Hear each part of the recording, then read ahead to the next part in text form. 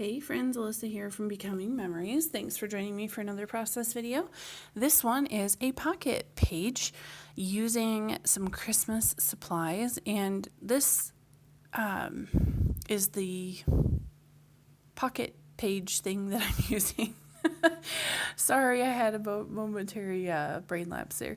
This is the Market Street collection from My Mind's Eye. It is several years old, and it comes with these vellum sheets that are gold foiled. And so I cut 6 pieces to 4x6 because the pocket page thing that I'm using is, of course, the 6x4 pockets. So I've also kind of trimmed my photos down and chosen where they're going to go on there. And so here I am going to just stick this tag on a piece of cardstock and cut it out because I'm not ready to commit yet. That sticker sheet that comes with that My Mind's Eye collection is incredibly sticky. Like, it was actually kind of hard to get those pieces, some of the smaller, delicate pieces off without tearing them. And it was so sticky that I was pretty sure that when I set it down wherever I put it, it wasn't moving again. So that's why I went ahead and put them on the cardstock. Now in this case, I'm putting these letters across here to spell out December. This layout is actually in the November, it's like the end of November in my album, like right after Thanksgiving. But obviously we're putting up the Christmas tree, and so Christmas themed products, papers seemed appropriate. So yeah, this title here is going to say nearly December or almost December or something like that. But once I got them all on there, I realized that I had kind of started a little too far over to the left. And so I used this Christmas tree sticker here, and it kind of perfectly filled in the gap and makes it look very intentional, which I kind of loved because I always love it when you find something that's not intentional and yet you can kind of make it look like you knew what you were doing all along, right? So I've got some little pieces here. These are just a little bag of like pieces that I've cut with my silhouette that I have just kind of held on to because I didn't use them for the project I originally intended to. And so I just pulled a bunch of those out to try to give me a starting point to build up a few little clusters and a few random spots of embellishment on this page. So that number and month date sheet there, then the navy blue, that is from Heidi Swapp. And I don't remember what collection that is from. And this paper here, this green and white stripe, it's kind of a minty green, and I really like that it was sort of a non-traditional Christmas green. And so I've put a 4x4 piece there on that 4x6 card. And then this is just some thin gold foiled washi tape, and it actually matched the tone. It's hard to see there with the camera because of the reflections, but that gold actually perfectly matched the gold in this collection. So now I'm going through my swatch book. My idea here is to try to use some ink to color those stars in a color that will match. And I've come up with abandoned coral and iced spruce.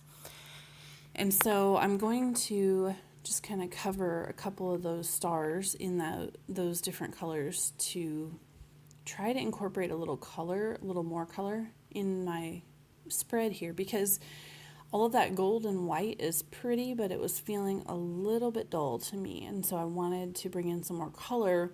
But because it wasn't actually Christmas yet, I also didn't really want to use gifts, like presents or those kind of antlery wreaths that you see over there on the right. I just didn't feel like those really worked for a late December page, even though it was setting up the tree. So I don't know. Sometimes I don't know exactly how my mind works on those things, but you just got to go with what feels right. So I'm just going to fussy cut out one of those little poinsettia flowers from that paper, and this is going to go I believe right there with that star. I end up cutting out several of these because I just needed the color and the detail. And the center of those flowers is green that kind of really matches very well with that iced spruce oxide ink that I put on that star. So that was kind of what I was thinking. Here I'm fussy cutting out a pine cone, and I actually thought they were really cute, and I almost did several of them, and then I was like, that is a lot of work cutting out for one little pine cone. So I ended up not using very many of them at all. But here I go with another tag sticker from that sticker sheet. And again, I'm just backing on that white cardstock because I'm not 100% sure that I'm committed to using that yet. So they're really, really sticky. I tried to kind of stick them on my clothes and pull them back off, and it wasn't even enough. Like normally that will kind of take the sticky off a sticker, but it didn't do it. So strip of washi tape there to match the one in the bottom left corner, and I cut a little pennant kind of bannery flag, whatever you call that end on the end of it, just to make it end before the edge of the paper and add a little bit more detail. So there's that green star I colored with ice spruce, the banner that I cut backed in white cardstock and cut out at the very beginning. And I've now reached the point where I'm feeling like I just need some small details, and I'm also reached the point where I'm kind of like, okay, already. Like, I'm kind of getting bored with this, to be honest. I cut out a lot of fidgeting. Sometimes Project Life pages, I feel like I want them to have a lot of detail, and sometimes I just struggle to get that detail. And I think it may be the different format. I don't know, because with the 12 by 12, a lot of times I would go to the background and I would add mixed media or something. And I don't tend to do that on Project Life cards, and maybe I should. But anyway, so I'm using some enamel accents from Ranger in white to just kind of outline that star there. And then in order to keep myself from putting my hand in it before it's dry, I just moved it up kind of out of the screen. So here's where I decided to go ahead and introduce this blue. I had kind of been debating, but part of me was reluctant to introduce another color. But I basically just decided at this point to go for it and to use those blue stickers to put the date. And I'm glad I did, because it does kind of just, I don't know, I like the way that blue goes with the mint and the kind of the corally reds that are in this collection. So I think that is that card finished.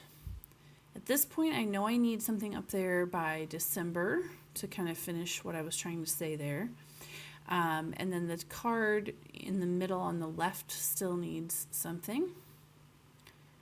So I brought in this blue alphabet from Elle Studio, and I was intending for it to kind of match that and balance out that blue that I put down in the bottom left corner with the date, because I just didn't want that to be the only blue on the spread. So another strip of gold washi over there, and that wood veneer that says today. That picture is the only one in this spread that's from a different day, and we had a brand new baby right around this time. She was about 3 days old, and some very good friends of ours came for a visit, and that picture there is all of our kids and all of their kids. And sorry, I just dropped my phone. I hope that's not too loud in the recording. And so that little card up there is going to get its own date and a teeny bit of journaling just to put the names of our friends who visited. So now I'm taking off those Elle Studio letters because I decided that they were not the right blue. They're not as navy. They're a little more royal and not as navy as the ones in the bottom left. So I've pulled out some other alphabets here. Some mint green ones from Dear Lizzie. And this is what I end up using. And these are old. They're from like maybe one of her first collections. But I recently found them at Hobby Lobby and bought them again. And they go really well with this collection. So I like when those fun little surprises happen where old things match new things, and it's just kind of really fun when that works out, I think. So I just trimmed off part of it because one of the letters was a little bit taller than other letters, and that was bothering me just slightly. So I think now I'm kind of focused on that card there in the middle with my two sons, still trying to figure out how to finish that off. One of the things you'll notice if you watch many of my Project Life videos is that when I'm stuck on a card, I have a tendency to just kind of move on to a different card and do whatever it is that I already know I need to do. So I'll start sticking things down, I'll start trimming things up, I'll kind of just do the things I know I'm already going to do while I'm trying to figure out what the heck is going to happen with all the ones I don't know what I'm going to do with. So that's basically what's happening here. I'm just sticking some things down and trying to kind of wrap my brain around what I want to do on that one card there with the two boys on it. So I'm fussy cutting another flower. That's my other go-to when I don't know what to do, is I start fussy cutting a little more, because I don't think you can ever fussy cut too much on a project. At least I can't. I really can't. So I'm just kind of pulling that up, moving it over, and sorry I bumped the camera there, or someone walked behind my desk and tripped on the tripod. I'm not really sure, but I pulled out this sticker sheet from Studio Calico. This is quite old. It's almost used up, but I keep going back to it because those little stars are great colors that tend to work on most of my layouts. And that ends up being how I go about balancing out that blue date that I used down there in the corner.